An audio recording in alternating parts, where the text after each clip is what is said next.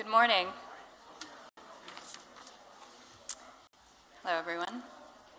It's my pleasure to welcome everyone back to the Begin Symposium, the annual symposium on security of the nation. And I'm happy to introduce our first speaker of the day and his interviewee, Professor Gil Troy. Professor Gil Troy is a distinguished scholar in North American history at McGill University and an award-winning American presidential historian and a leading Zionist activist. He is the author of several books on both American history and Jewish and Zionist themes. The Zionist Ideas, Visions for the Jewish Homeland, Then, Now, Tomorrow, was a 2019 National Jewish Book Award finalist and has become, I think, the go-to compendium of Zionist thinking, both classic and contemporary. His most recent book, co-authored with Natan Sharansky, is Never Alone, Prison, Politics, and My People. Gil Troy is a regular interviewee on American TV and radio. He has published essays in the American, Canadian, and Israeli media, and he writes a weekly column for the Jerusalem Post. He will be interviewed by Alex Traiman. Alex is the CEO and Jerusalem Bureau Chief of Jewish News Syndicate, jns.org. Traiman is a veteran Israeli journalist, documentary filmmaker, and startup consultant. Please join me in welcoming Professor Gil Troy and Alex Traiman.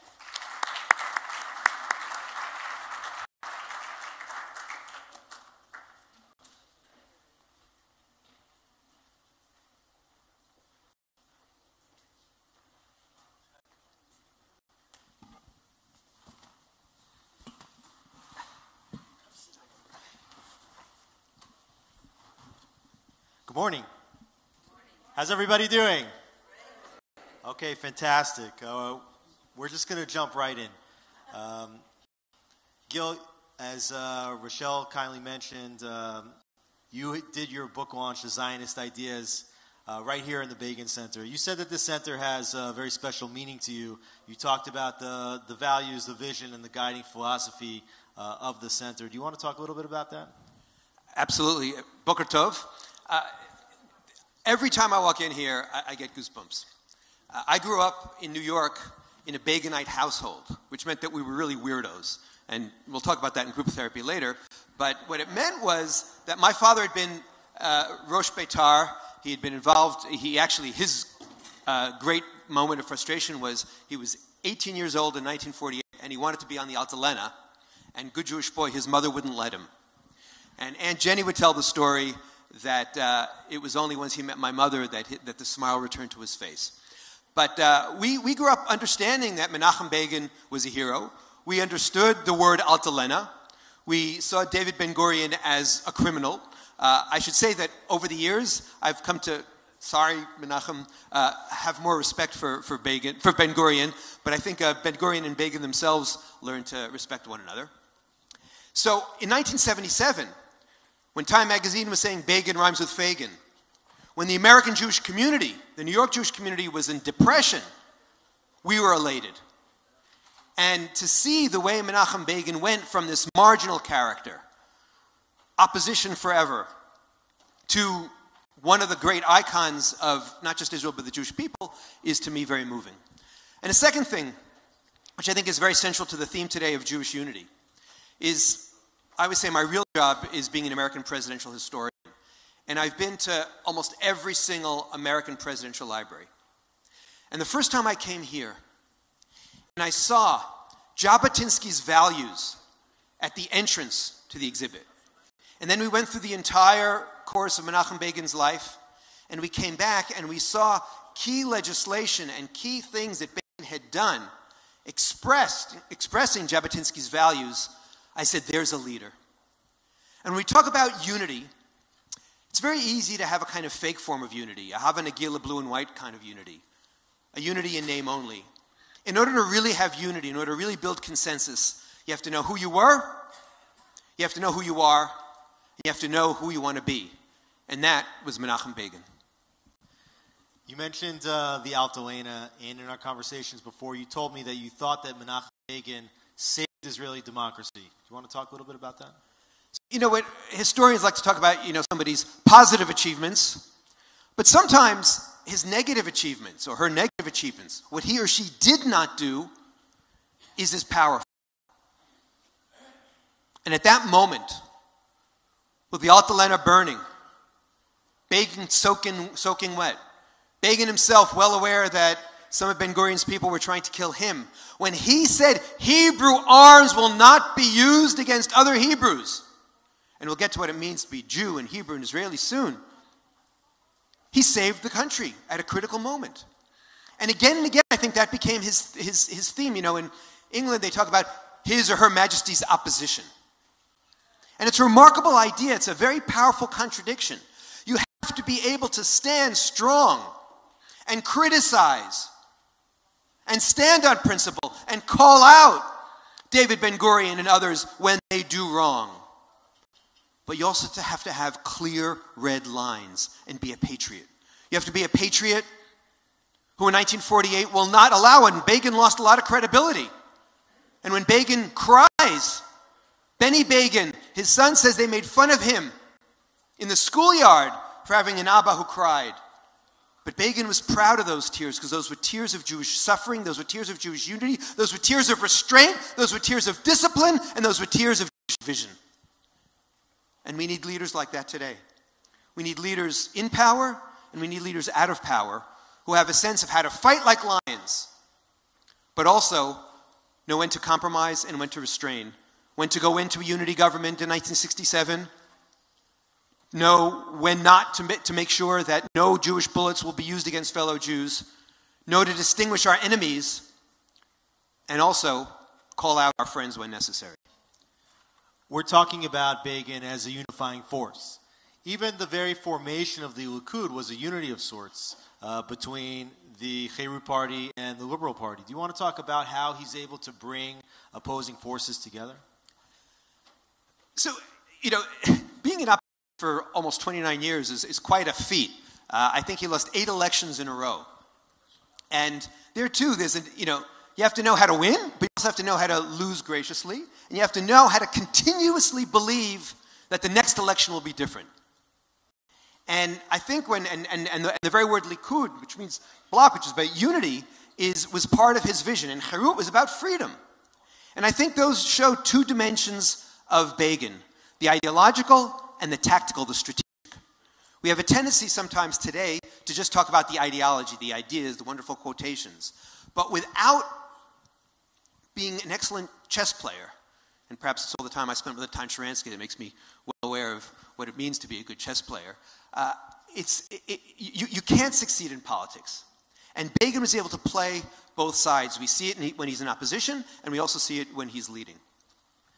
Begin himself was a Polish Jew, and yet his base of support often came from the Mizrahi side, the more traditional Sephardi side of the Jewish population. How is somebody who comes from over here able to get support from over here? So if we're going to talk about his negative achievements, we talk about the Alta Lena. We talk about his positive achievements. We talk about his ability to reach out. His ability not just to befriend the Mizrahim, but to be identified as one of them. And why? And here I think if you did a whole content analysis of Begin, this wouldn't fully work. But structurally, when I try to explain Begin to students, I think of 3 key words: the Jew, the Hebrew, and the Israeli. For Begin, the Jew was who we were. Both our greatness, our extraordinary history, his love of tradition, going to the Kotel right after he wins in 1977, that amazing word he got from Jabotinsky and from our past Hadar, which means dignity and glory in the sense that we were princes and princesses thousands of years ago. That's one side of the Jew.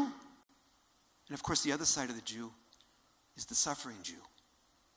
The fear of the old Yid and the pain of the new Yid who remembers what they did to us. And that commitment to Judaism was bedrock to him.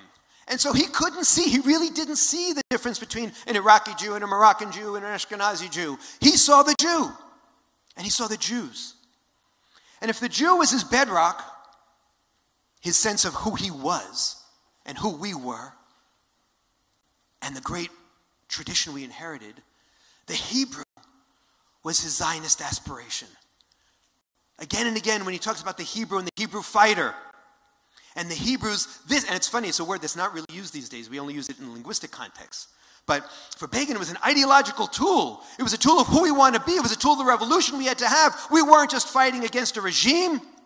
We were also fighting against thousands of years of suffering and thousands of years of weakness to create a new Jew, to create a Hebrew.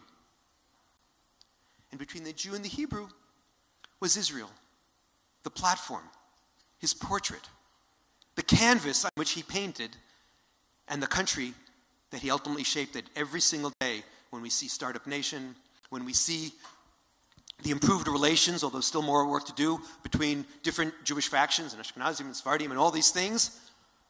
We see Begin's thumbprint, we see Begin's vision, we feel what Begin, the Jew and the Hebrew, did to create Medinat Yisrael. This fighting spirit that you talk about, do you think that is one of the contributing factors to him joining a unity government in 1967?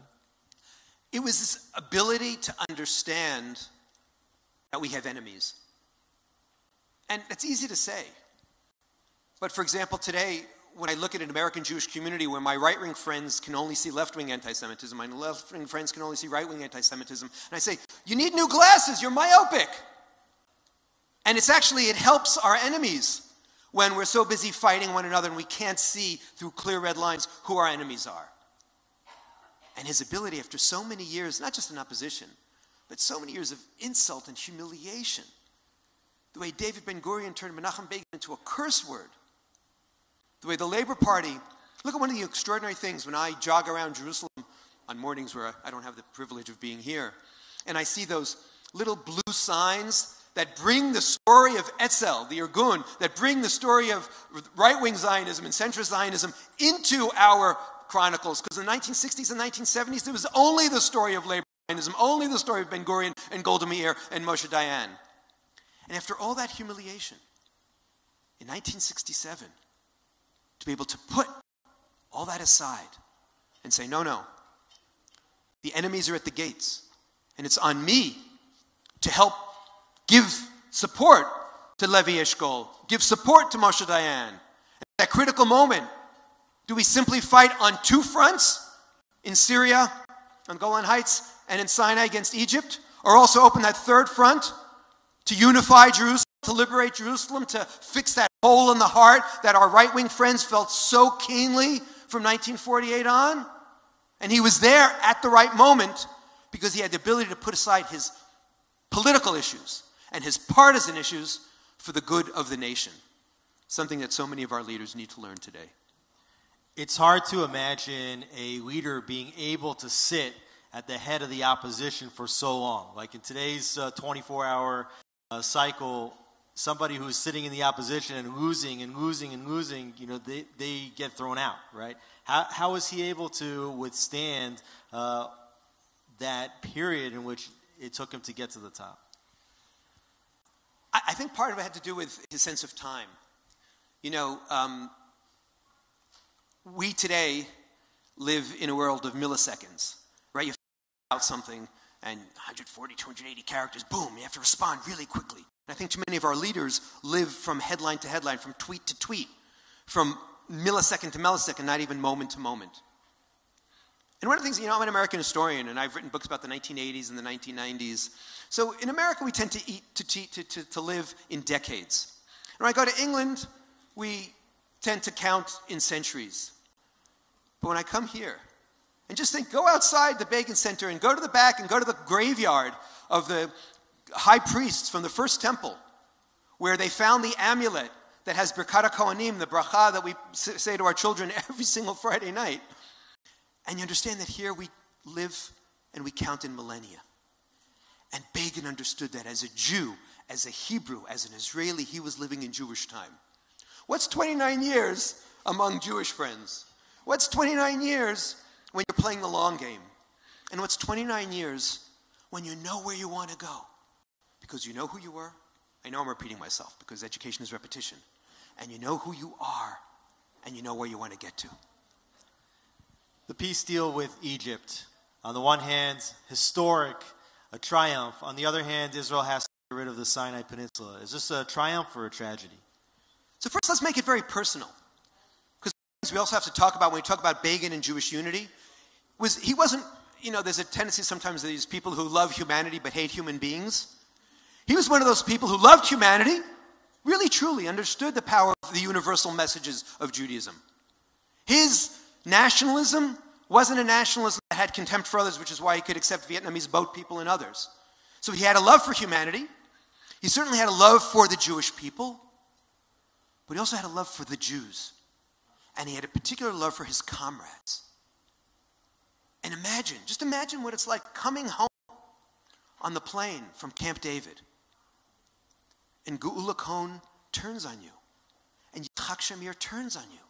And you're not surprised. It was in the cards.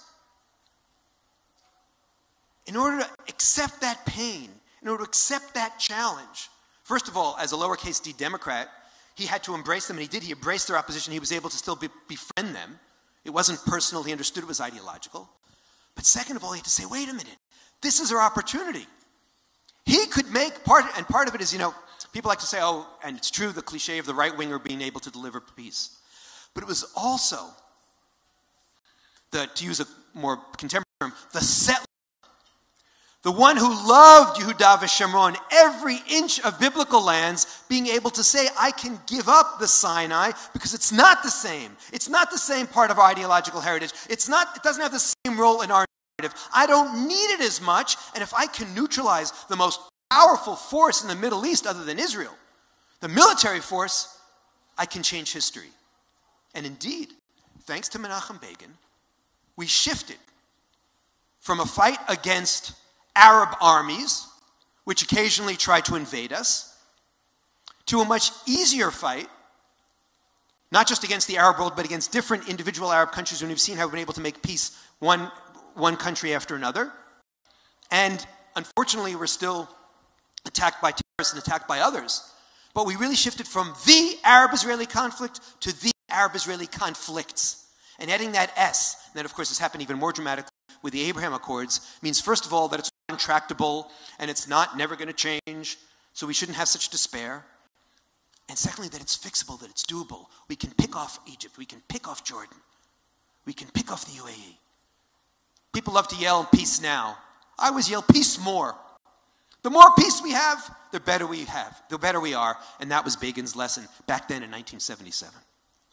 Mentioning Judea and Samaria and settlements, there was a famous altercation between Menachem Begin and then Senator Joe Biden regarding settlements, regarding aid to Israel. Tell us a little bit about that and what it meant. Begin had a very healthy appreciation for how important the United States of America was, but he also refused to be bullied because he was a proud Jew. He was a fighting Jew. He was a Hebrew. And in 1981, when he takes that historic decision to bomb Osirak, because he says, and I think this is a very relevant line for our American Jewish friends to hear again and again, when someone threatens to destroy you, take him or her seriously. You can't just say, just they're Iranians, they're playing a game. Take it seriously. And he lived long enough for not just Knesset members who criticized him, but for leading Americans, including Dick Cheney, to send him letters saying, you were right.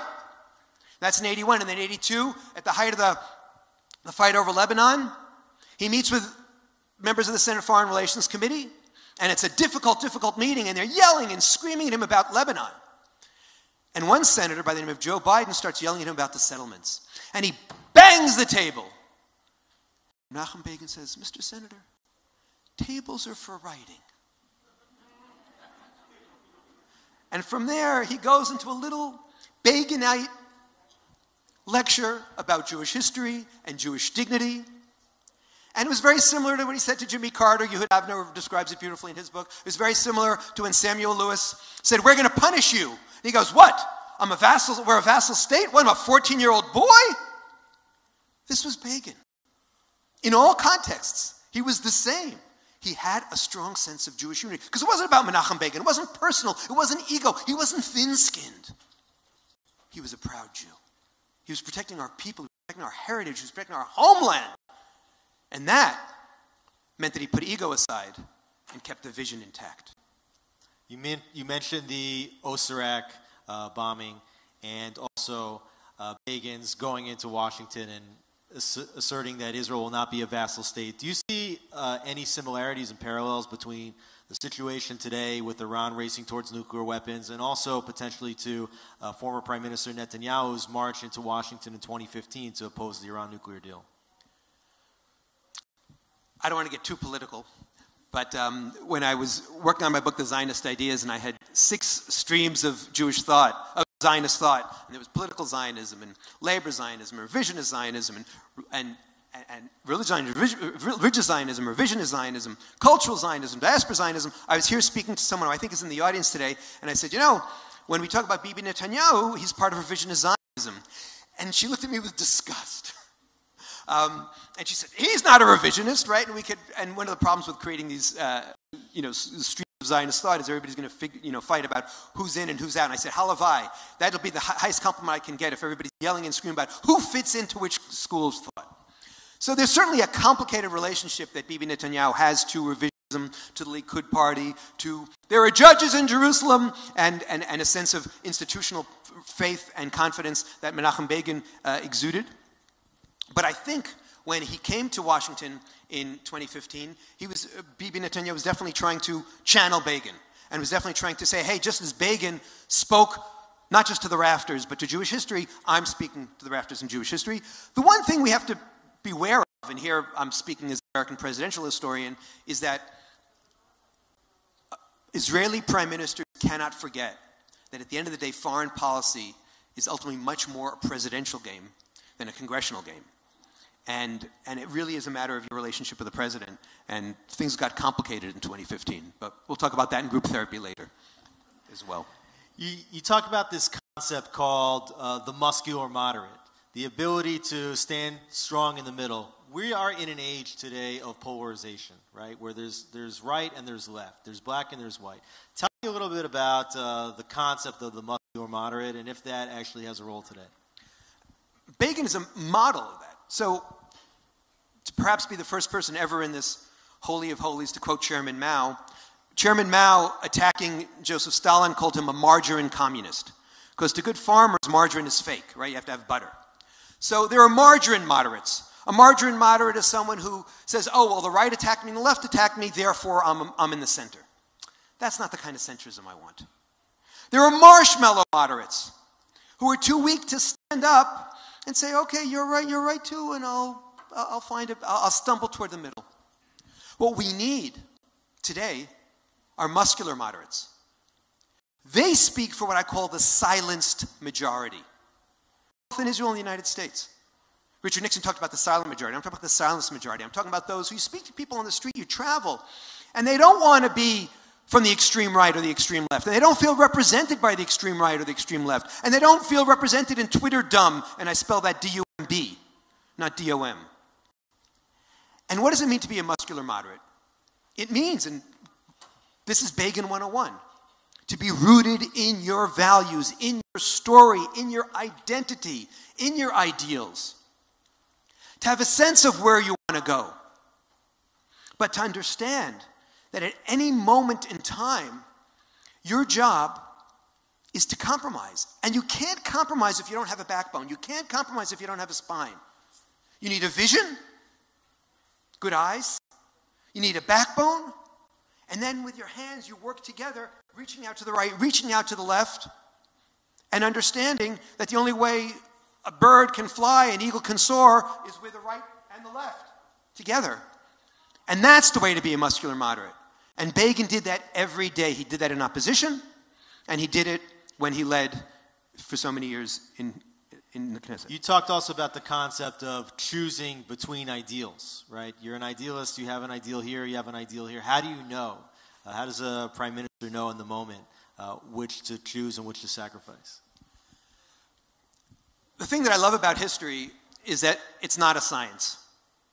I was a political scientist for a day, and then I realized it was a contradiction of terms. There is no science. And the theory didn't work for me, and the formulas didn't work for me. And ultimately it's about personality, and ultimately it's about gut. And by the way, one of the other really powerful things about this center and about the exhibit is that when you go through the Masa, the journey of Begin's life, and I remember as I was doing it the first time, because I've been to the Richard Nixon Presidential Library, and Checker's speech and Watergate are to the side. I've been to the Clinton Library, Monica Lewinsky to the side. And I'm going, what's going to happen? What's the ending? And in fact, those of you who've walked through this exhibit know that you experienced the heartbreak of southern Lebanon, the heartbreak of Eliza Begin dying. I say that Menachem Begin and Abraham Lincoln are historical characters. I know very few leaders other than the two of them who really felt the death of every single soldier on their watch. And we saw how it broke Begin. And to do a proper assessment of Menachem Begin, which we don't really have time for, you have to talk about when that sense of to break the ideals worked. Camp David, right? He understood, okay, I've always been a territorialist, but I also have to understand that I live in a complicated world and I have to befriend the Americans, right? Because in 1977, the relationship also between the United States and Israel isn't as solid as it is today. So I have to be tactical, I have to be strategic, I have to break Gula Cohen's heart. And then he himself, if he had had this opportunity to write his memoirs, if he had shared his amazing insights with us, and it's really so unfortunate that he wrote this extraordinary book, The Revolt and White Knight, but we don't have his memoirs. But I think if you look back at that moment when he wasn't vigilant enough with Ariel Sharon to make sure that they didn't cross the Litani River, those 42 kilometers that he had promised Ronald Reagan, perhaps that was his moment where he forgot his ideals and succumbed. Tell me how you think the role of Prime Minister has evolved or changed, either for the better or for the worse, and what do you think Begin would say about the state of Israeli politics today?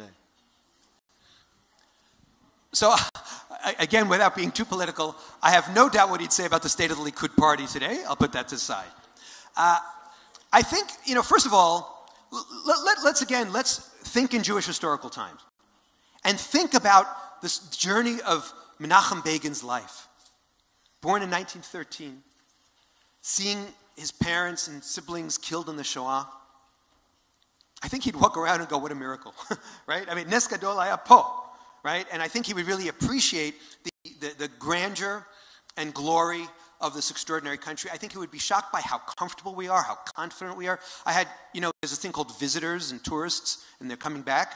And I sat with a tourist who had been visiting on a regular basis to Israel from Canada for many, many years, and he hadn't been here for 2.5 years. And it was really remarkable what he said. He said, the three things I noticed were, one, how confident and joyful Israelis are. Two, how irrelevant all these apartheid and BDS attacks are on the streets here. And he's somebody who works for CJ, for the Canadian Jewish lobby, if you will, and pro-Israel lobby. And so he's in the fight every day, how irrelevant that fight is here. And the third, the most remarkable thing, is how many baby carriages I see on the street. And we forget that. And I think Begin would see that. And I think he'd also be proud of this government for all its shortcomings. I think the fact that when Yair Lapid and Naftali Bennett entered the Knesset over a decade ago, and they started having coffee, and they had what was called a 70-30 club, where they didn't just talk about the 30% about which they disagreed, but they talked about the 70% about which they agreed, and that became the basis of this coalition. I think he'd be very proud. But I think he'd give one piece of advice to Naftali Bennett. Give us some vision too. Don't just be tactical. I know it's hard, I know you have a majority of one, but if we don't also dream, if we don't always also think a little ahead, if we don't always close our eyes and dream about where we want to go, we'll get nowhere. We'll just go around and around in circles. And that would be my bracha from Menachem Begin to Naftali Bennett, but nobody's paying attention to me, so it doesn't really matter. I think we have time just for really one more question. So, tell me, where does Menachem Begin rank in terms of the Israeli prime ministers? And then I'll throw in a second question on top of that. Can there be another Menachem Begin? Yeah. So I'll answer the second question first because it's easier. In so many ways, Menachem Begin was forged in Eastern Europe. Forged in that extraordinary foundry of yeshiva learning. Forged also in the constructive rebellion that his father led, where he was still rooted in the yeshiva world, but also worshipped in the Herzl world. Not every Zionist rejected our past. To understand Menachem Begin, we also have to understand what it was like not just to survive the Shoah, but also to be in Poland when there was an explosion of nationalism, and to understand what liberal nationalism is. So he truly was unique. And he and David Ben-Gurion and Golda Meir, and all the founders had the advantage of being founders. And it's hard. We see this in Puritans too, right? Perry Miller wrote many, many books about this, to speak to my American historian friends in the room, right? It's hard to be the heir. It's hard to inherit. You sit with someone like Rachel Sharansky, and she says, we have no great fights. What do we have? We fight over cottage cheese? We fight over... And I say, no. It's true. Your parents, the founding generation, were great heroes, created something from nothing. But we have to make sure that nothing is a something. We have to make sure that we stand for something. We have to make sure that we continue to fix and grow, and that Zionism isn't just about establishing a state in 1948, but it's perfecting this state, not just defending it, and dreaming about a better tomorrow. And so while we may not have a Begin mini-me, we need people who understand the Beginite formula of Jew, Hebrew, Israeli, who understand what it is to be a muscular moderate, and who understand what it is to fight and to dream. And those two characteristics seem to be in contradiction, and Menachem Begin ranks very, very high in Israeli history because he helped us with both. Gil, this has really been a true privilege. I want to thank the Begin Center, also the Hidden Light Institute, Rob Schwartz, and the producers of the movie Upheaval. And I hope that some of the lessons that you expounded on today can sit into the political dialogue, and we can move towards that of vision, values, and integrity. Thank you so much. Thank you. Thank you, Alex, and thank you for the great work you do.